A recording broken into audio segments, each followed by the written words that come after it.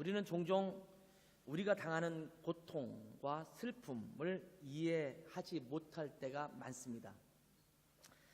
제3세계에서 질병과 고통으로 또한 그 굶주림으로 어려움을 당하고 있는 자들을 바라볼 때 왜 저들이 저런 고통과 아픔을 겪어야 되는지 깊이 생각해 볼 때가 많습니다.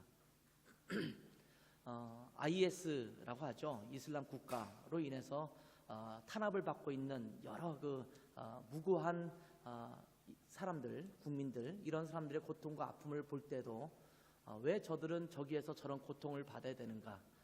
단지 그곳에 태어나서 그곳에서 자라고 그런 환경에 놓여져 있다는 것 때문에 그들이 그런 아픔을 겪어야만 되는가? 왜 저들은 저 고통을 겪어야만 되는가? 라는 생각을 할 때가 있습니다. 무분별한 테러로 인해서 무고한 사람들이 무작위로 고통을 당할 때가 있습니다. 정말 저들은 저곳에 있었다라는 것 때문에 갑자기 테러를 당해서 그 고통과 아픔을 겪을 때마다 우리의 입에서는 탄식이 내뱉어지게 됩니다. 주님, 어찌해서 저들은 저런 고통을 당해야만 하는가요? 납득되지 않고 이해되지 않는 고통의 문제에 대해서 우리는 주님께 자주 항의하듯이 질문합니다. 왜 우리에게 이런 고통을 주시는 걸까요? 우리가 납득되지 않는 여러 고통과 아픔의 문제들, 이런 부분들을 겪을 때마다 우리는 성경에서 그 대답을 찾으려고 애쓰고 노력하는데, 이러한 고통의 문제에 대해서 우리에게 말씀해주고 있는 성경 중에 하나가 있다면 욥기입니다. 많은 사람들이 욥이 당하는 고통과 그 아픔을 또 함께 묵상해보면서 왜 이 땅 가운데 고통을 주셨는가, 이런 것들을 살펴보는 경우가 참 많습니다. 더군다나 욥기를 읽어보면 욥이라고 하는 사람들은 아주 신실하고 정직하며 의로운 사람이었습니다. 악한 사람이 고통받는 것은 인과응보다, 그럴직하다, 이렇게 생각할 수 있는데, 그렇지 못한 우리가 보통 양민이라고 말하죠. 일반적인 사람들, 또 죄를 그렇게 짓고 살지 않았던 사람 같은 그런 분들이 고통을 당할 때마다 우리는 그 고통에 대한 이유를 알고 싶어서 많이 몸부림치게 되는데, 욥이라는 사람이 아주 신실하고 정직하고 의로운 사람이라고 소개되고 있기 때문에 특별히 우리에게 당하는 고통의 문제를 욥기를 통해서 찾아보려고 하는 경우가 참 많습니다. 욥기 1장 1절은 이렇게 말씀을 시작하고 있습니다. 우스 땅에 욥이라 불리는 사람이 있었는데 그 사람은 온전하고 정직하여 하나님을 경외하며 악에서 떠난 자더라. 이렇게 소개합니다. 아주 훌륭합니다.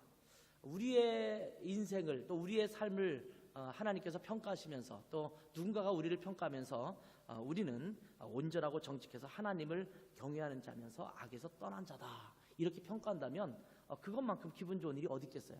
여러분의 이름을 앞에 붙이면서 이 사람은 정말 정직하다, 온전하다, 하나님을 경외하는 자고 또 악에서 떠난 자다, 이렇게 평가받을 수만 있다면 아마 최고의 평가가 아닌가, 이런 생각을 하게 됩니다.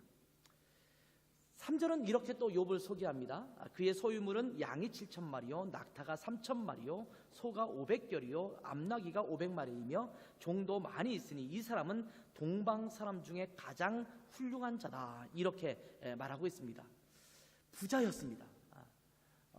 착한 사람이 부자예요. 거기에다 이렇게 소개하고 있죠. 이렇게 재산이 많았는데 이 사람은 동방 사람 중에 가장 훌륭한 자다, 이렇게 소개하고 있습니다. 돈도 많은데 훌륭하기까지 해요. 또 하나님을 잘 섬기고 악에서 떠난 자이기까지 합니다. 아마 이 시대에 이런 사람이 있다면 누구나 이 사람을 존경할 만한 사람으로 그렇게 인정할 수밖에 없었을 것입니다. 그런가 하면 5절을 보면 욥이 하나님 앞에서 신앙적으로 온전하게 서려고 부단히 노력했음을 또 알 수 있습니다. 그들이 차례대로 잔치를 끝내면 욥이 그들을 불러다가 성결하게 하되 아침에 일어나서 그들의 명수대로 번제를 드렸으니 이는 욥이 말하기를 혹시 내 아들들이 죄를 범하여 마음으로 하나님을 욕되게 하였을까 함이라. 욥의 행위가 항상 이러하였더라. 혹시라도 내 아들들이 죄를 범했을까 봐, 그것도 마음으로, 겉으로 드러나는 건 아니어도 마음으로 죄를 범했을까 봐 무슨 잔치가 끝나면, 무슨 파티가 끝나면 하나님 앞에 번제를 드리면서 내 안에 속에 있는 마음의 죄악까지라도 용서받고 성결케 되기 위해서 그렇게 하나님 앞에 나아갔다라는 겁니다. 이것이 욥의 모습입니다. 이 정도 소개하면 이 욥이라는 사람 정말 대단한 사람이구나 이렇게 인정할 수밖에 없죠. 심지어 하나님까지도 욥을 인정합니다. 1장 8절에 보면 하나님께서 욥을 침이 마르도록 이렇게 칭찬하십니다. 여호와께서 사탄에게 이르시되, 얼마나 칭찬하고 싶었냐면 이 사탄을 불러서 칭찬하기 시작해요. 야, 너 악한 사탄아 와서 봐라 라고 말하면서 칭찬하기 시작합니다. 내가 내 종 욥을 주의하여 보았느냐, 그와 같이 온전하고 정직하여 하나님을 경외하며 악에서 떠난 자는 세상에 없느니라, 이렇게 소개하고 있습니다. 하나님이 여러분을 보면서 누구에게니까 자꾸 칭찬을 해요. 이런 사람 봤어? 이런 사람 세상에 없다 라고 칭찬하는 겁니다. 이러한 자가 부자가 된다라는 것에 누가 뭐라고 하겠습니까? 신앙이 좋습니다, 인품과 성품도 좋습니다, 의롭습니다, 정직합니다, 이런 사람은 잘 돼야 합니다. 저는 이런 사람들이 잘 되기를 진심으로 기도합니다. 저는 이렇게 기도해요. 하나님, 우리 교회에 정말 신앙이 좋고 잘 섬기고 하나님 앞에 신실하게 충성되게 섬기는 사람 복 주세요. 하나님, 이왕이면 콩쿠르에 나가서 1등상을 주시려거든 교회에서 열심히 섬기는 사람 복 주셨으면 좋겠어요. 그 사람이 1등상 받았으면 좋겠어요. 그러면 어떤 사람이 이렇게 말할 수 있을지 몰라요. 목사님 불공평합니다. 똑같은 성도들인데 똑같이 다 잘 되도록, 실력이 잘 되는 사람이 잘 되도록 그렇게 그냥 기도해야지, 뭘 이렇게 신앙 좋고 믿음 좋고 교회에서 열심히 섬기는 사람들이 잘 되라고 기도합니까? 이건 불공평한 거 아닙니까? 이렇게 말할지도 몰라요. 여러분, 어떤 것이 공평한 겁니까?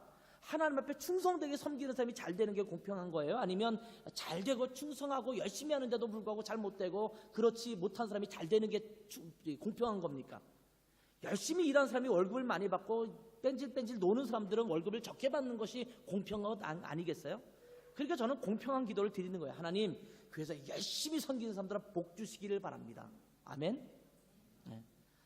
마음에 좀 언짢으시면 열심히 섬기시면 돼요. 저는 그게 공평한 것이라는 생각이 들어요. 저도 그래서 이런 사람이 잘 되기를 정말 기도합니다. 그런데 문제는요, 이런 사람이 정말 잘 되고 모든 일이 잘 되면 얼마나 좋을까요? 저는 제가 옛날에도 그런 기도 많이 했어요. 하나님, 우리 교회에서 열심히 섬기는 사람들 잘 되게 해주세요. 그리고 공적으로 그렇게 막 얘기했어요. 열심히 섬겨. 그러면 하나님께서 너 콩쿠르에 잘 되게 할 거야.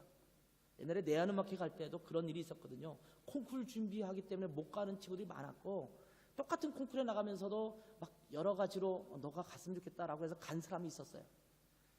이렇게 말하면 죄송합니다만 열심히 하고 정말 한 일주일 전까지 한국에서 내한음악회 같이 쭉 하고 그렇게 왔던 친구가 거기서 상을 받았죠. 상을 받고 군대도 면제됐죠. 그래서 그 친구는 열심히 섬기고 잘했는데 좋은 결과를 얻었어요.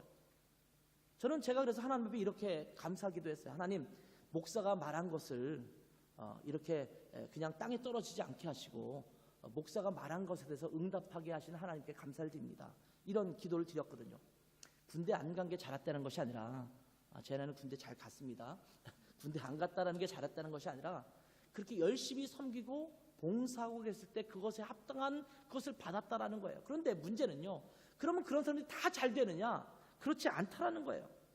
하나님 앞에 열심히 섬기고 정직하고 하나님 앞에 그 주님의 뜻에 따라서 합당하게 살고 그렇게 사는 사람에게도 때로는 고통이 찾아온다는데 문제가 있다라는 겁니다. 인간에게 찾아오는 고통은 자기가 지은 죄 때문에 찾아오는 경우도 종종 있습니다. 그렇기 때문에 고통이 엄습해 올 때에는 내가 하나님 앞에 어떤 잘못을 저질렀는지 살펴보는 것도 참으로 지혜로운 것입니다. 우리가 당하는 고통은 모두 우리가 잘못한 죄악 때문에 나타나는 것은 아닙니다. 우리가 병에 걸리면 내가 죄를 지어서 병에 걸렸나 보다, 내가 무슨 뭔가 실패했으면 내가 뭔가 죄악을 저질렀기 때문에 실패했나 보다, 이렇게만 생각할 필요는 없습니다. 왜냐하면 모든 실패와 모든 고통과 모든 아픔과 모든 실패가 내 죄악 때문에 나타나는 것은 아니기 때문입니다. 때로는 하나님께서 연단하고 훈련시키기 위해서 우리 가운데 그런 고통과 실패를 맛보게 하시기도 하시고요, 나의 의지와 나의 형편과는 전혀 관계없이 자연적인 이유 때문에 그냥 나타나는 고통과 아픔과 실패도 있을 수 있습니다. 내가 게을러서 그냥 잘못되는 경우도 있을 수 있죠. 그러나 어떤 때는 내가 하나님 앞에 잘못했을 때 그것에 대한 주님의 채찍과 징계로 나타나는 고통과 아픔도 있을 수 있기 때문에 내게 고통이 찾아오면, 아픔이 찾아오면 하나님, 내게 찾아온 이 고통과 아픔, 실패가 혹시 내 죄 때문에 나타난 것은 아닌지 하나님 알려주십시오. 이렇게 주님 앞에 묻는 것은 지혜로운 일입니다. 그런데 때때로 하나님 앞에 아름답게 살려고 노력하고 있음에도 불구하고 고통과 아픔이 찾아오는 때가 있습니다. 열심히 연습하고 열심히 공부하고 열심히 연구했는데도 잘 되는 일이 없고, 오히려 그렇지 못한 사람들, 열심히 안 하는 사람들, 신실하지 않은 사람들이 잘 되는 모습을 볼 때 우리는 오히려 상대적으로 더 고통을 겪고 있지 않습니까? 그런 경우가 있습니다. 욥의 경우가 그러했습니다. 하나님도 인정할 만한 그런 멋진 사람이었습니다. 그런데 어느 날 갑자기 엄청난 고통이 엄습해 옵니다. 순식간에 모든 재산을 잃어버리고 자식들도 재난으로 인해서 모두 죽습니다. 게다가 욥은 온몸에 종기가 나서 질그릇 조각으로 온몸을 긁고 있어도 그 가려움이 사라지지 않을 정도로, 고통이 사라지지 않을 정도로 그런 질병 가운데 던져지게 됩니다. 그런데도 욥은 하나님을 원망하지 않습니다. 그 정도로 욥은 하나님 앞에 온전하게 살기를 원했던 그런 자였습니다. 그러한 상황 속에서 욥의 친구들이 욥에게 찾아옵니다. 욥을 위로하고 격려하고 또 그런다라는 마음을 가지고 와서 조언을 한답시고 이런 얘기 저런 얘기를 하기 시작하는데, 간단하게 그 친구들의 이야기를 요약하자면 빨리 회개하라 라고 욥에게 말하는 것입니다. 내가 무슨 죄를 지었으니까 이런 고통이 너에게 있는 것이지 왜 이런 고통이 너에게 찾아왔겠느냐, 이런 얘기를 하는 겁니다. 그러한 친구들의 조언에 욥은 자신이 당하는 고통은 자기 자신의 잘못 때문에 나타나는 것이 아니다 라고 말하면서 자기의 결백을 주장하면서 자기의 의로움을 내세웁니다. 내가 지금 고통을 당하고 있지만, 내가 아픔을 겪고 있지만 나는 추호라도 잘못하고 악을 행한 일은 없었다, 이렇게 항변하는 것이었습니다. 그런데 거기까지만 했으면, 1절까지만 했으면 괜찮았어요. 그런데 욥은 조금 더 나아갔습니다. 뭐라고 말하냐면 하나님과 내가 변론한다 하더라도 나는 옳다라고 주장하기에 이르릅니다. 내가 하나님 앞에 그래도 좀 비교적 성실하게 착하게 살려고 애쓰고 노력했다. 내가 이 고통과 아픔을 겪는 상황에 놓여져 있지만 이것이 무조건 내 아픔과 고통이 내가 지은 엄청난 죄 때문에 나타난 것이라고 난 생각하지 않는다. 하나님이 뭔가 뜻이 있겠지. 이 정도로 끝났으면 아마 괜찮았을지도 모르겠어요. 그런데 여기에 하나님까지 끄집어들여서 하나님과 맞대면해서 내가 변론한다 하더라도 나는 의롭다 라고 주장하는 겁니다. 나의 결백을 주장하다 못해 하나님의 의로움과 맞서서 나는 의롭다 라고 말하기 시작한 거예요. 이러한 욥의 강력한 주장이 오히려 하나님의 심기를 건드립니다. 인간이 의롭다고 한들 우리가 하나님만큼 의롭겠어요? 하나님의 완벽하신 의로움에 다가갈 수 있는 사람이 누가 있겠어요? 하나님의 완벽한 거룩하심에 이를 수 있는 사람이 누가 있을 수 있겠어요? 그런데 욥은 가장 완벽하고 가장 100% 온전하게 완벽하고 의로우신, 또한 완벽하게 거룩하신 하나님을 빗대어서 자기는 의롭다라고 주장한 겁니다. 결국 하나님께서 욥에게 말씀하시기 시작하십니다. 인간의 지혜는 아주 작디 작은데 어찌 그 인간의 지혜를 가지고 모든 삼라만상의 이치를 다 알 수 있다라고 말할 수 있냐라고 하는 것이 하나님의 말씀이십니다. 그러면서 욥의 교만을 꾸짖습니다. 너가 의롭고 정직하고 악에서 떠나서 정말 이 세상에서 그 누구와 비교해봐도 정말 멋진 사람인 것은 분명하지만 너희가 거기까지 나간 것은 교만한 거야, 이렇게 말씀하는 거예요. 그러한 하나님의 꾸짖으심에 욥은 비로소 하나님이 어떤 분이신가를 깨닫습니다. 자기 자신이 당하는 고통의 문제도 하나님이 어떠한 분이신가를 깨닫는 순간 해결되는 것입니다.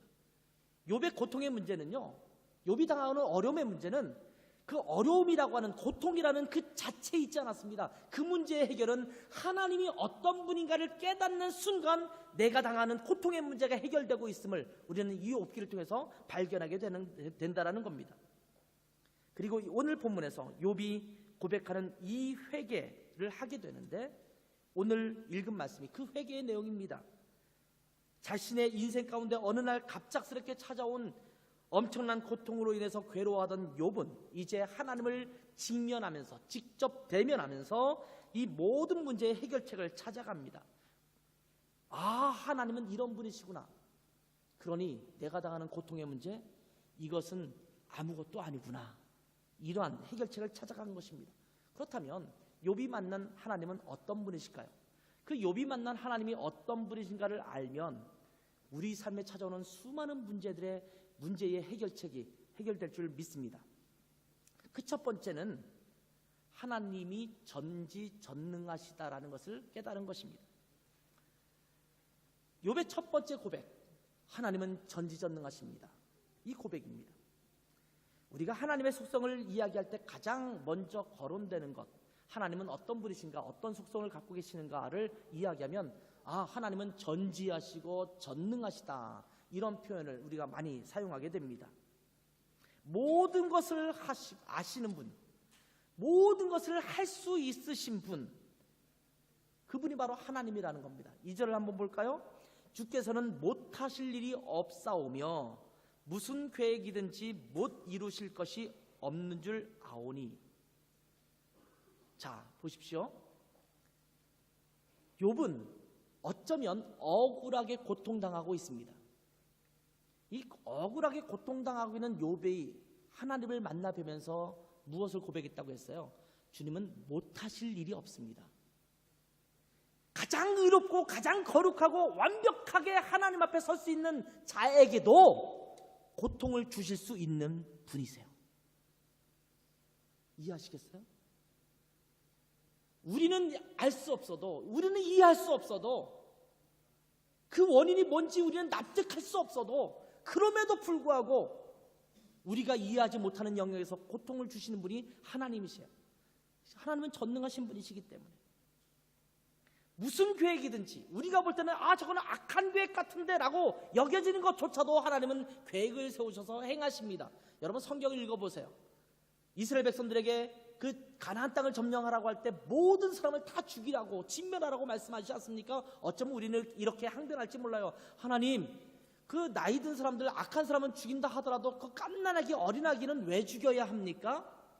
저 노인들, 힘이 없는 노인들은 살려두면 안 되겠습니까? 짐승들은 무슨 죄가 있습니까? 짐승들은 좀 살려두면 안 되겠습니까? 근데 하나님은 남녀노소 짐승까지도 전부 진멸하라고 말씀하실 때 우리는 하나님 앞에 이렇게 항의할 수 있을지 몰라요. 하나님, 이해가 안 됩니다. 왜 그렇게 해야 됩니까? 저 피부치 어린아이는 살려둬야 되지 않겠습니까? 우리가 이렇게 물을 때 하나님은 내가 원하는 것이, 내 뜻이 모든 것을 진멸하는 거야. 물론 우리가 신학적으로 왜 그렇게 진멸하게 했는지는 찾아낼 수 있어요. 그러나 신학적으로 연구하지 않아도 이해되지 않는 상황 속에서 하나님은 그 모든 일, 모든 계획조차도 행하시고 이루실 수 있는 분이시라는 것입니다.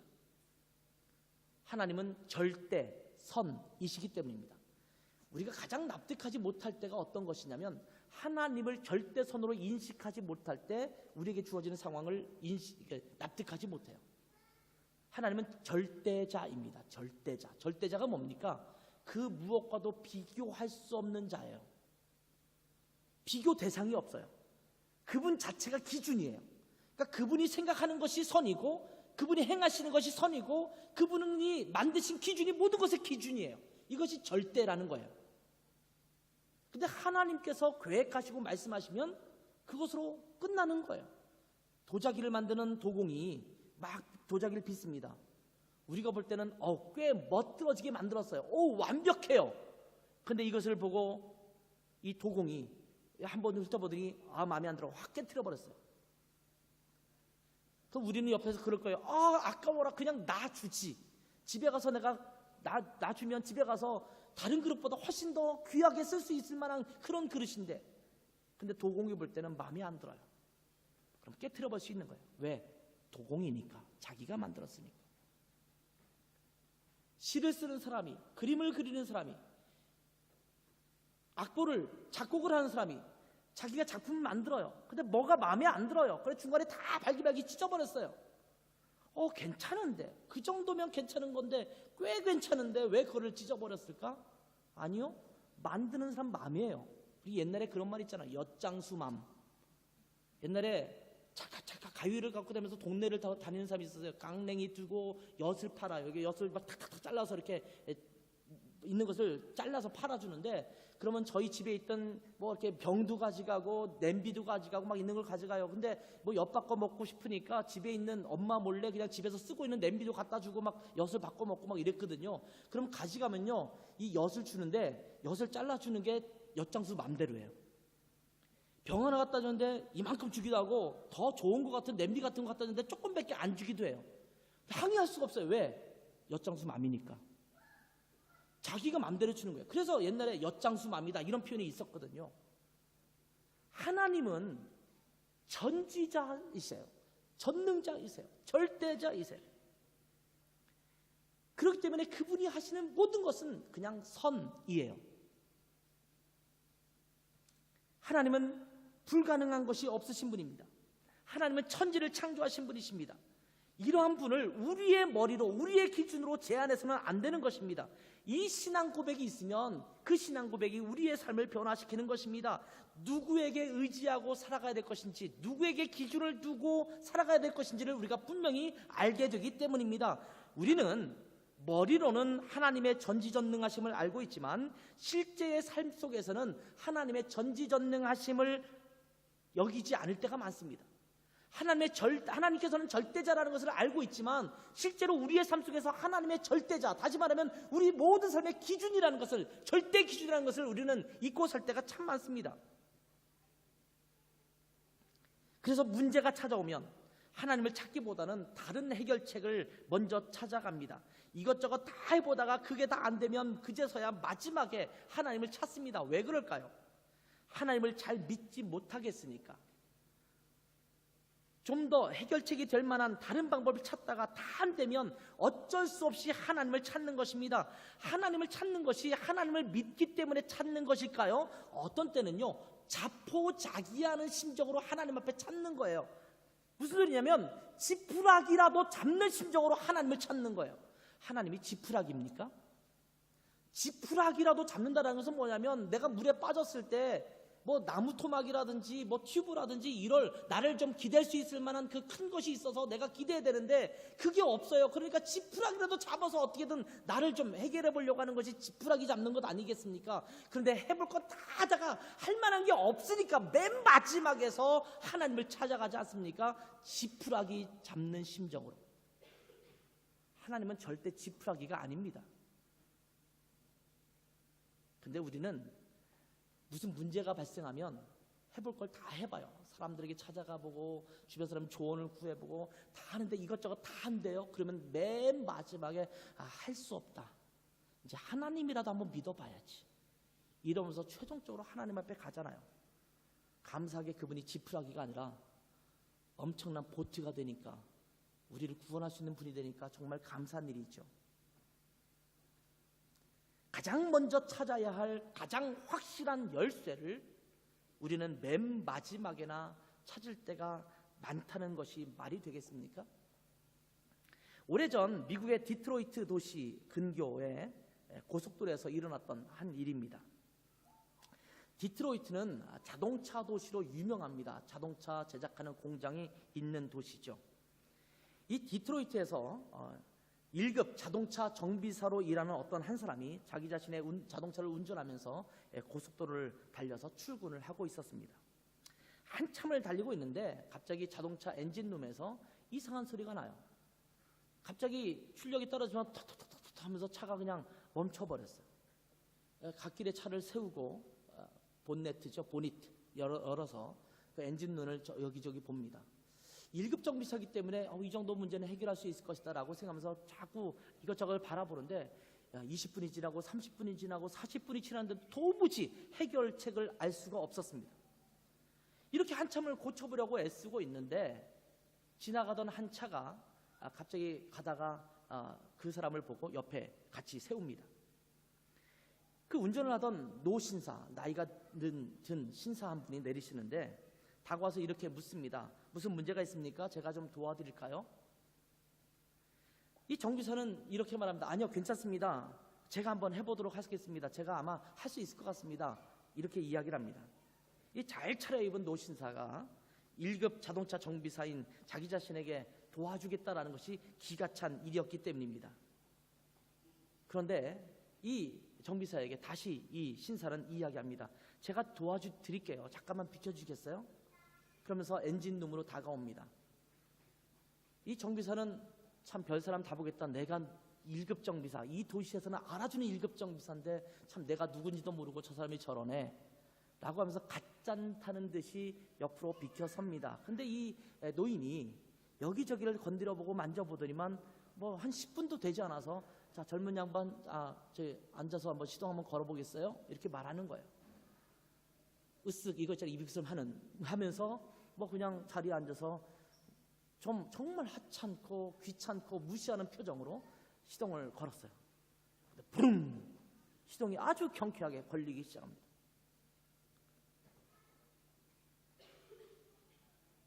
놀라서 당황해하는 이 젊은 정비사에게 이 노인이 명함 한 장을 주고 차를 타고 그냥 떠나버렸습니다.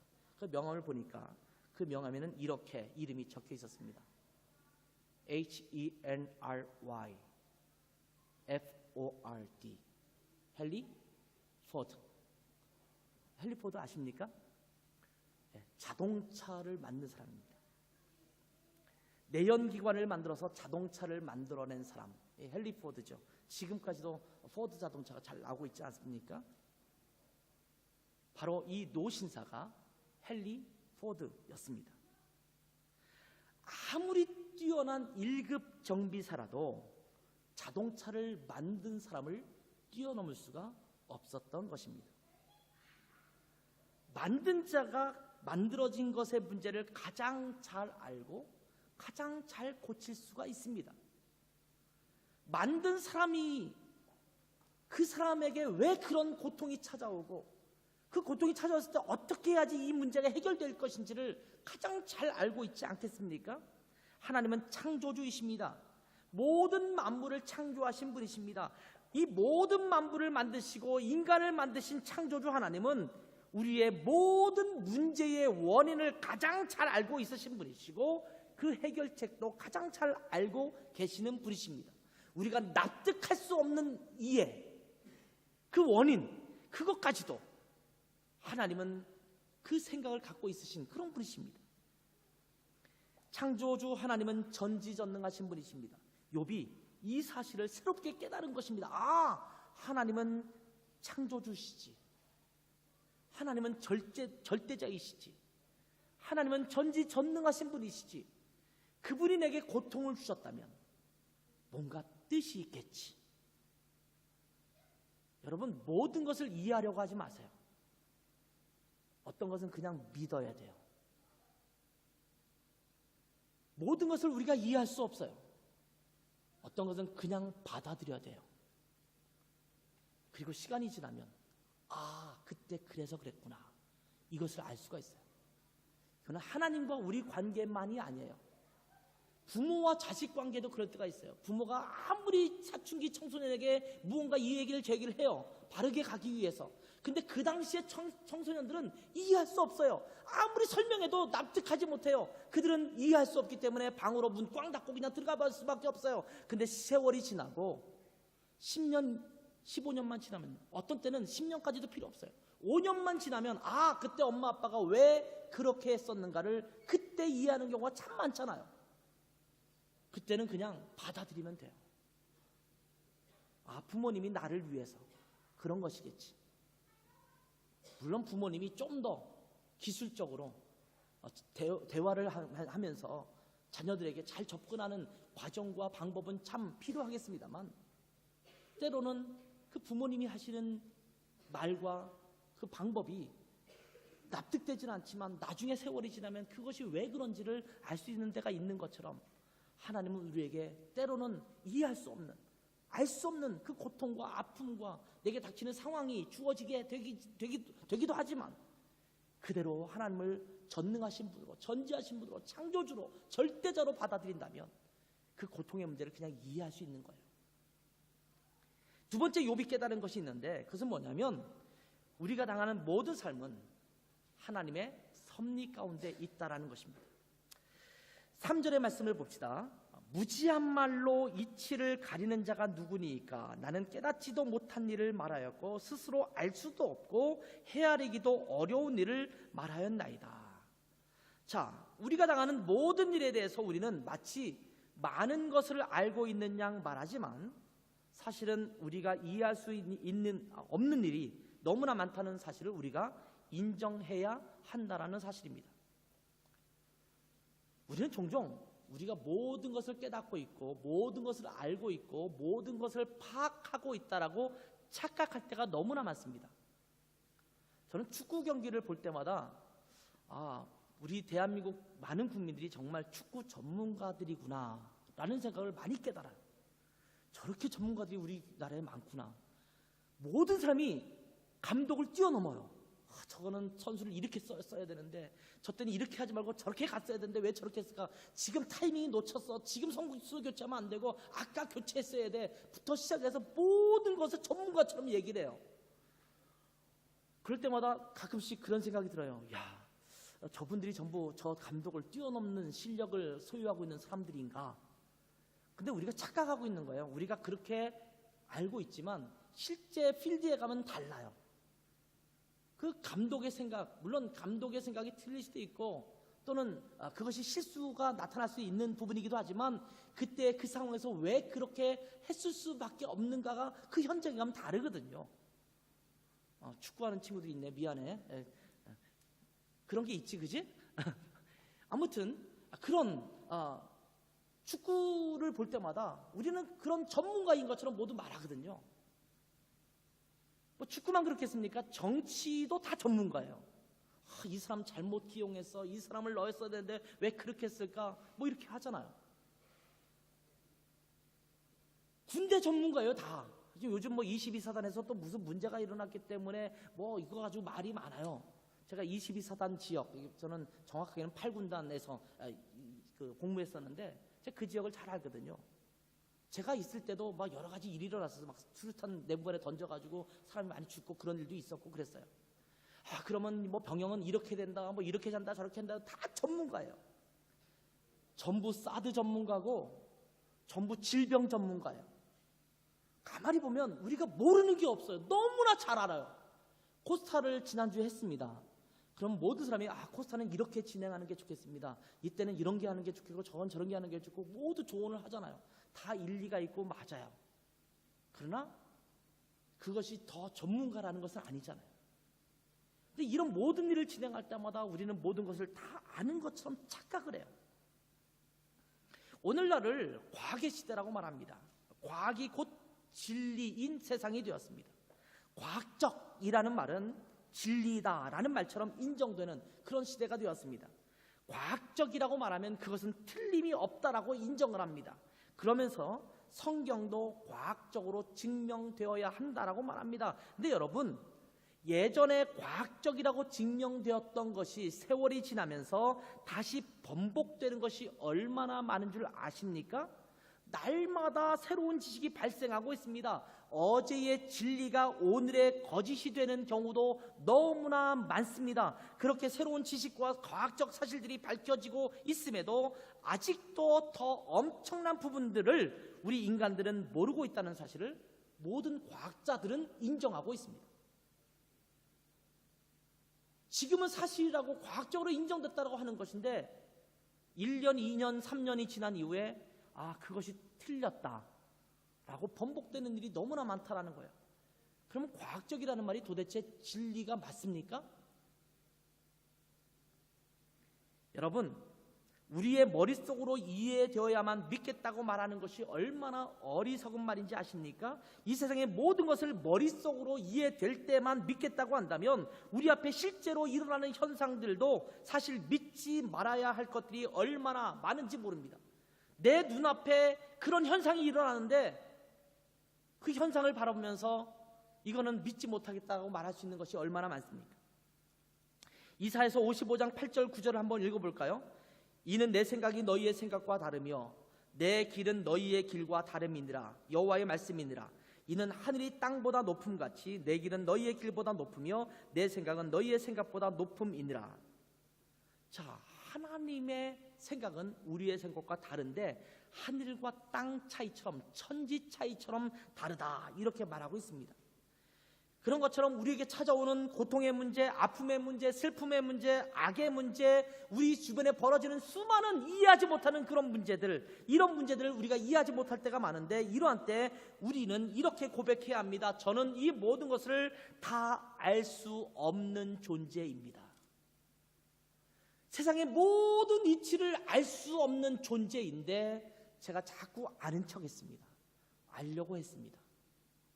이것이 지금 욥이 고백하는 거예요. 세상의 이치를 가릴 수 없는데 나는 깨닫지도 못한 일을 말했고 스스로 알 수도 없고 헤아리기도 어려운 일을 내가 말했다. 내가 말로 내뱉었다. 내가 정말 무지했군요. 이렇게 고백하는 겁니다. 스스로 이것을 인정해야만 하나님을 만나뵐 수가 있습니다. 어떤 분은 나 하나님 안 믿어져서 못 믿겠습니다, 이렇게 말해요. 왜? 머릿속으로 자꾸 이해하려고 하기 때문에 그래요. 하나님이 내 머릿속에 이해가 되기 시작하면 그분은 더 이상 하나님이 아닙니다. 어떻게 절대자를 피조물인 인간의 머릿속으로 다 이해할 수 있겠어요? 그러면 절대자가 아니죠. 우리가 이해할 수 없는 엄청난 영역 안에 계신 분을 어떻게 우리 인간의 안에 가두어서 이해할 수 있겠어요? 도무지 이해할 수 없는 상황이죠. 그것들을 우리 속에 이해할 때 내가 믿겠다라고 하는 것처럼 어리석은 말은 없다라는 겁니다. 머릿속으로 이해하려고 하지 말고 하나님의 섭리가 있음을 믿음으로 고백하는 것입니다. 이 고백을 진정으로 깨닫고 받아들이는 순간, 이 고백을 주님 앞에 드리는 순간 하나님의 섭리를 깨닫기 시작할 수 있습니다. 때로는 이해하기에 받아들이게 되는 것이 아니라 하나님의 섭리로 믿기 시작할 때 그 모든 상황이 비로소 이해되기 시작할 때가 있습니다. 먼저 이해되는 것이 아니라 먼저 믿고 나면 그 위에 하나님의 섭리를 깨닫게 되는 때가 많다라는 겁니다. 욥이 이것을 깨달은 것입니다. 그런데 문제는요, 자, 이것을 우리가 알았어요. 하나님은 전지전능하신 분이구나, 절대자시구나, 창조주이시구나. 오케이, 받아들이겠어요. 하나님은 하나님의 섭리 가운데 모든 것을 행하시는군요. 이것도 제가 받아들이겠습니다.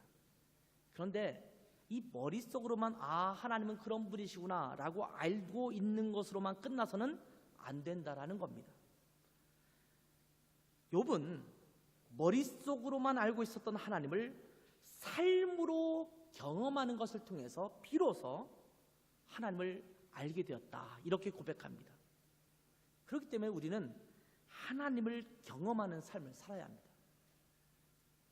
전지전능하신 분, 절대자, 창조주, 하나님의 섭리로 우리를 인도하시는 분, 그분 하나님 내가 압니다. 그런 분이신 줄 제가 알고 있습니다. 머릿속으로 알고 있는데 그 하나님을 내 삶 속에 체험할 수 있어야 한다는 겁니다. 우리는 때때로 하나님을 머릿속으로만 이해하려고 합니다. 그러나 그렇게 해서는 하나님을 진정으로 알 수가 없습니다.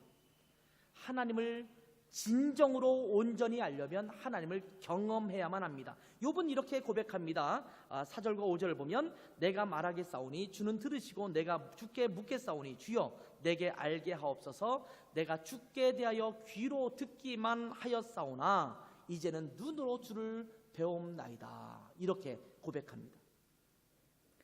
욥은 자기 자신이 의롭다고 주장하며 모든 삶의 이치를 알고 있는 것처럼 이야기했었지만 결국 하나님을 깊이 경험하지 못했음을, 하나님을 제대로 알고 있지 못했음을 인정하는 것입니다. 그저 머릿속으로만 하나님을 알고 있었다라는 겁니다. 그래서 이제 하나님과의 깊은 대화를 시도합니다. 내가 말하겠사오니 주는 들으시고 내가 주께 묻겠사오니 주여 내게 알게 하옵소서. 하나님과 만나서 대화하기를 원합니다. 하나님과의 만남을 갖기를 원합니다. 이렇게 고백하고 있는 겁니다. 혼자 스스로 무언가를 알아내려고 애쓰는 모습에서 하나님과의 깊은 교제 속에서 삶의 문제를 묵상하기 시작한 것입니다. 하나님을 제외하고 스스로 생각하고 스스로 깊이 고민하고 스스로 깊이 연구한다고 해서 인생의 문제가 해결되지 않습니다. 고통과 아픔의 문제가 해결되지 않습니다. 하나님께 나아가야 합니다. 하나님께 기도하고 하나님의 말씀을 묵상해야 합니다. 하나님과 깊은 대화로 나아갈 때 내 삶의 문제가 비로소 풀려지기 시작합니다. 우리는 이런 얘기를 많이 해요. 좀 더 깊이 생각해보고 좀 더 고민해보고. 이런 표현을 할 때 목사님들은 종종 내가 좀 더 기도해보고요 이렇게 얘기하잖아요. 똑같은 말 같은데 좀 달라요. 생각해본다라는 것, 고민한다는 것은 그냥 혼자 생각해보고 고민하는 거예요. 대화할 때 내가 좀 생각해봤는데, 내가 좀 고민해봤는데 이런 것 같아, 이렇게 말하는 것보다 내가 정말 진지하게 하나님과 깊이 교제하면서 이 문제를 하나님과 기도해보고 대화해봤는데 아마 이런 것 같아 라고 말하는 것과 내가 생각하고 고민한 거는 좀 다르거든요. 그런 의미에서 기도와 큐티는 그리스도의 삶을 승리로 이끄는 아주 중요한 신앙 행위입니다. 참 답답한 것은 얘기를 하다 보면요 고민들이 많아요. 미래에 대해서, 진로에 대해서, 결혼에 대해서, 앞으로 취업에 대해서, 내가 당하고 있는 여러 가지 어떤 문제들에 대해서 고민이 정말 많은데 이상하게 잘 기도는 안 해요. 이상할 정도로 하나님 말씀은 읽지 않아요. 묵상하지 않아요. 말로는 하나님의 백성이라고 말해요. 내가 하나님을 따르는, 그리스도를 따르는 그리스도인이라고 말해요. 그런데 정말 일주일에 한 구절도 안 읽어요. 묵상하지 않아요. 큐티하지 않아요. 그러면서 자기는 고민이 많대요. 왜 전능자 하나님이 계시는데 그분과 대화를 시도하지 않고 마치 욥이 그 전에 그랬던 것처럼 머릿속으로만 하나님이 이런 분이시 저런 분이시 그냥 머릿속으로만 생각하면서 그냥 깊이 고민만 하고 있는지 몰라요. 말씀으로 좀 들어가서 말씀을 보시고 하나님이 내게 무엇이나 말씀하시는지 내가 듣기를 원합니다. 창조주 하나님, 절대자 하나님, 전지전능하신 하나님, 그분 앞에 제가 나아가기를 원합니다. 주님, 제가 주님 앞에 묻겠습니다. 주님 말씀해 주세요. 그 주님과의 대화로 좀 나아가면 얼마나 좋을까요? 말로는 그분이 하나님이라고 말해요. 말로는 그분이 주님이라고 말해요. 그런데 한 번도 묻지 않아요.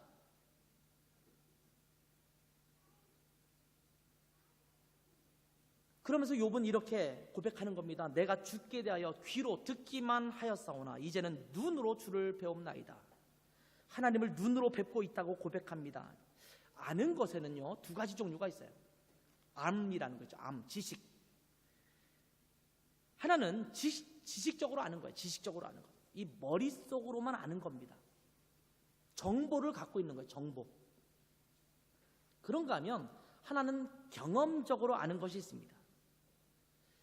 경험적으로 아는 것이 온전한 지식이 되는 겁니다. 여러분 저를 아십니까?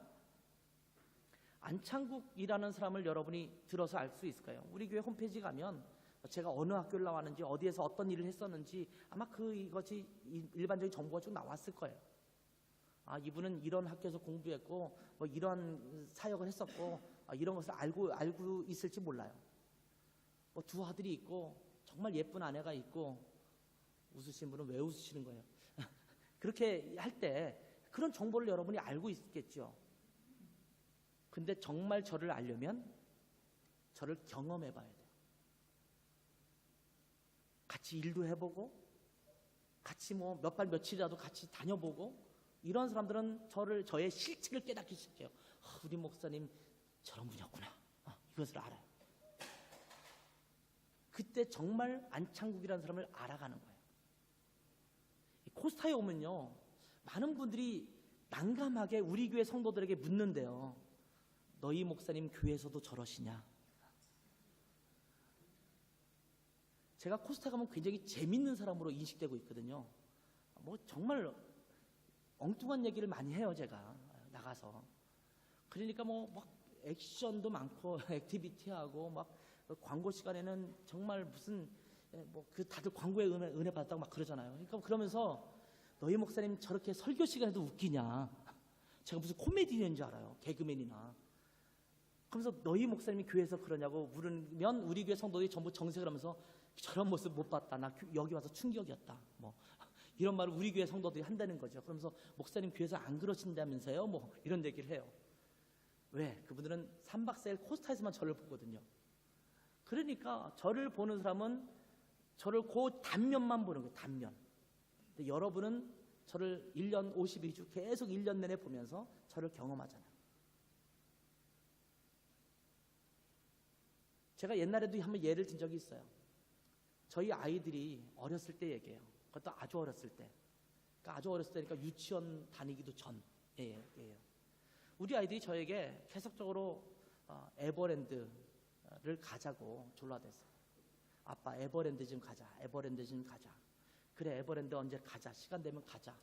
라고 얘기했어요. 그러면서 저희가 늘 했던 얘기가 뭐냐면 그러니까 기도해. 그랬더니 우리는 이제 밥 먹을 때마다 돌아가면서 기도하거든요. 애들이 어렸을 때 유치원 전 때부터 그렇게 기도했어요. 제가 기도하고 그 다음 식사 때는 제 아내가 기도하고 그 다음에는 하람이가 기도하고 그 다음에 예종이가 기도하고 그 다음에 또 제가 이렇게 돌아가면서 기도하거든요. 근데 그러면 우리 아이들이 밥 먹을 때 기도를 어떻게 하냐면 하나님 아버지 에버랜드 가게 해주세요. 오늘도 맛있는 밥 주셔서 감사합니다. 이러면서 기도를 해요. 끼니 때마다 에버랜드 기도를 해요. 근데 어느 날 에버랜드 팔랑캡이 있잖아요. 이렇게 색깔이 있는 팔랑캡이가 로고가 천명에 박혀있는 에버랜드라고 쓰인 편지가 저희 집에 도착했어요. 그것도 제 이름으로 온 게 아니라 안하람 귀하에서 왔어요. 안하람이가 유치원도 다니기 전이에요. 안하람 귀하에서 에버랜드에서 편지가 왔어요. 그래서 뜯어봤는데 빅5라고 있죠. 빅5 5개 입장료 무료하고 5개를 탈 수 있는 그런 입장권 빅5 티켓이 2장이 그 안에 들어있었어요. 밑도 끝도 없이 그 2장만 들어있었어요. 지금도 그게 왜 왔는지 몰라요. 아마 제 추측건데 그 전에 가서 뭔가 뭐 쓰는 거 있잖아요. 써서 이렇게 경품 같은 데 집어넣는 거에 넣었었는데 아마 제가 아들 이름으로 썼든지 뭐 이렇게 해서 하도 그런 거 많이 했었으니까 그렇게 했었을 거예요. 뭐 그 중에 하나가 돼서 왔었을 거라고 저는 생각을 하고 있어요. 근데 아무튼 어느 날 에버랜드라고 하는 로고가 찍힌 빅5 티켓 2장이 왔는데 아이들은 그 당시 어렸기 때문에 무료 입장이에요.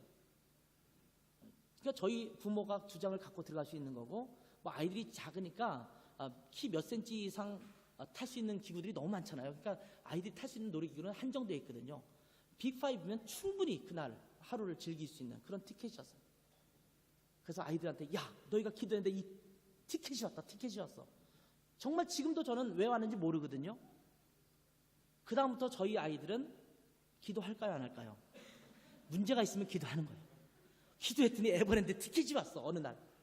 그러니 뭐 다치면 아빠 이 무릎 다쳤는데 기도해 주세요. 와서 제 손을 무릎에 갖다 대고 아빠 기도해 주세요. 그러고 계속 기도하는 거예요. 우리는 알아요. 하나님이 우리의 기도를 들으시고 우리의 기도에 응답하신다는 것을 다 알고 있습니다. 근데 우리는 기도하지 않습니다. 문제가 심각한데 하나님 앞에 간절히 부르짖는 기도를 드리지 않을 때가 너무나 많습니다. 근데 기도를 경험한 자들은 내가 기도할 때마다 응답하시는 하나님을 경험한 자들은 그 하나님을 직접 체험한 사람들은 문제가 생기면 주 앞에 가장 먼저 나가서 무릎 꿇기 시작합니다. 말씀이 우리의 삶을 뒤바뀌게 하는 역사를 경험한 사람들은 하나님의 말씀에 다가갈 수밖에 없어요. 그게 하나님을 경험적으로 아는 거예요. 하나님에 대해서 아는 것이 아니라 하나님을 아는 거예요. 이 기도의 삶, 말씀의 삶, 하나님의 능력을 내 삶 속에 체험하는 삶, 이것이 내 삶 속에 경험할 때 우리는 하나님을 비로소 아는 거예요.